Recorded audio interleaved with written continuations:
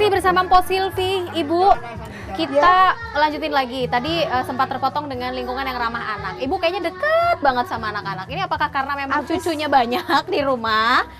Atau apa sih, gimana Bu? Ya kan gini, saya punya moto dalam hidup saya pengennya bekerja, tidak mengenal ruang, tempat, batas waktu. Artinya saya bisa di mana aja. Misalnya kebetulan saya harus buru-buru, tapi saya ada di lapangan, saya bilang udah kemari deh. Terus saya tanda tangan, saya ngomong, saya apa. Yakin akan ketemu Ibu di gitu LMK, ya harus yakin. Jadi saya bisa di LMK, saya bisa di kantor RW, bisa di kantor RT. Nah ini memang udah tabiat saya dari dulu.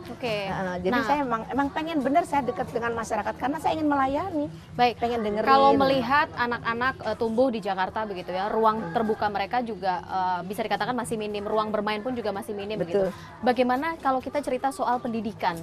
Apa yang kira-kira nanti akan bisa Ibu wujudkan begitu ya untuk membangkitkan pendidikan yang ada di Jakarta? Tapi sebelumnya pandangan Ibu soal pendidikan yang ada di Jakarta ini seperti apa? Jadi begini, saya bersyukur ya karena dulu pada tahun 2005 saya itu adalah Kepala Dinas Pendidikan Dasar. Ya. Ngerti banget soal pendidikan insya Allah. Karena SD aja ada sekitar 2.286 SD negeri. Wow. Belum swastanya, belum madrasah-madrasahnya, ibtidaiyah, sanawiyah negeri maupun swasta itu belum. Ini baru masuk SD negeri.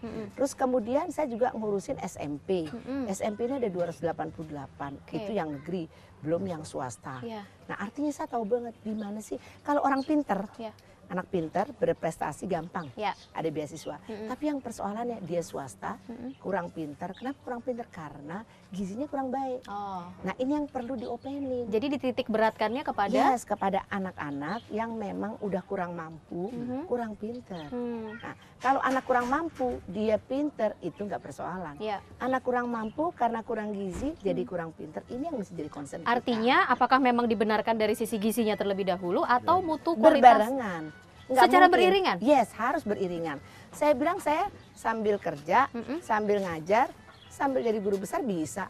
Masa kita ngopenin masyarakat nggak bisa? Nah kayak gitulah. Jadi kudu ini kita harus bisa multitasking.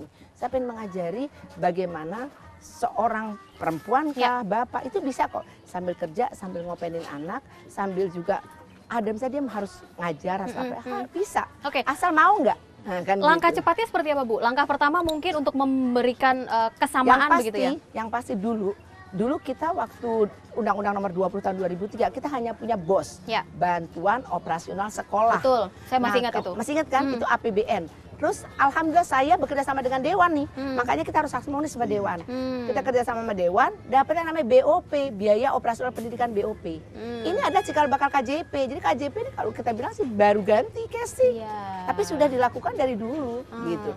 Nah sekarang persoalannya adalah kan makin banyak anak-anak, makin pendidikan juga makin perlu diopenin. Nah sekarang kita mesti kudu betul yang namanya memperhatikan anak-anak ini dengan baik. Madrasah-madrasah, diniyah, PAUD, itu mesti diopenin. Meratakah itu Bu, dana-dana itu nantinya? Harus merata. Harus merata. Kita harus tahu mana yang prioritas, mana yang sekarang kita apa nih, mana yang prioritasnya. Jangan sampai ada kecemburuan antara swasta, apalagi swasta menengah ke bawah, dengan yang negeri. Kita juga harus ada perimbangan. Karena ini kan kalau bicara soal pendidikan, ada tanggung jawab pemerintah. Betul. Bersama-sama dengan masyarakat, artinya swasta, perusahaan-perusahaan swasta dengan CSR-nya, juga dengan masyarakat itu sendiri. Lagi-lagi pemerintah tidak bisa sendiri, artinya peran serta masyarakat itu juga harus dilibatkan. Karenanya pembangunan itu partisipatif. Betul sekali. Bu, salah satu keuntungan Ibu Silvi atau Mpok Silvi ini adalah sebagai satu-satunya perempuan yang ikut bertarung. Jadi gampang untuk mengenalinya begitu kan. Amin. Kemudian kalau misalkan nanti Ibu juga jadi, Ibu juga merupakan yang pertama kalinya sebagai wakil gubernur begitu ya. Amin, insya Allah. Perempuan pertama begitu yang muncul sebagai seorang wakil gubernur. Pengalaman Ibu sebagai seorang birokrat itu juga merupakan sebuah nilai lebih tentu saja.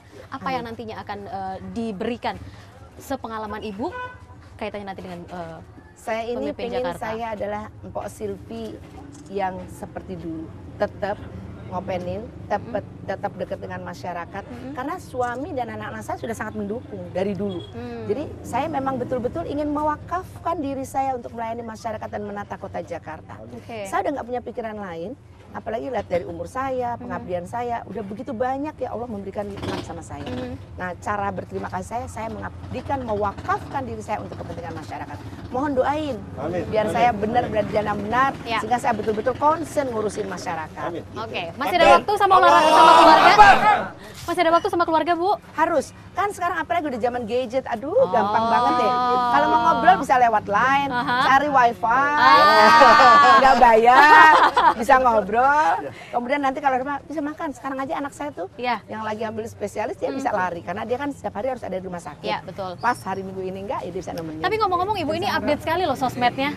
Alhamdulillah dari Rajin dulu. loh. Dari dulu. Dari saya udah ngepet, sudah Twitter, sudah Line, udah Telegram, udah namanya Facebook mah udah keruan ya. Saya ini salah satu followernya Ibu, ya kan? Dari pagi sampai menjelang pagi lagi, nggak pernah berhenti kayaknya sosmed. Amin. Karena itulah cara berkomunikasi dengan baik, tidak mengurangi waktu. Cara lain ya Bu ya? Ya, cara lain. Jadi saya tidak efisien dan efektif sekali. Apalagi kalau kita pakai wifi. Sekarang wifi udah di mana-mana. Maka ini yang saya pengen gariskan bahwa itu internet ini harus sampai di ruang-ruang domestik. Sehingga betul-betul bisa. Baik. Oh, kita masih ada agenda lain? Iya dong. Saya masih boleh ikut kan? Boleh, pokoknya kemana aja saya pergi ikut. Saya bebas. Oke. Kita masih ada obrolan lagi sama Mpo Silvi. Sesaat lagi jangan kemana-mana, tetap di Mencari Jawara. Kita jalan, Po. Oke, nggak usah.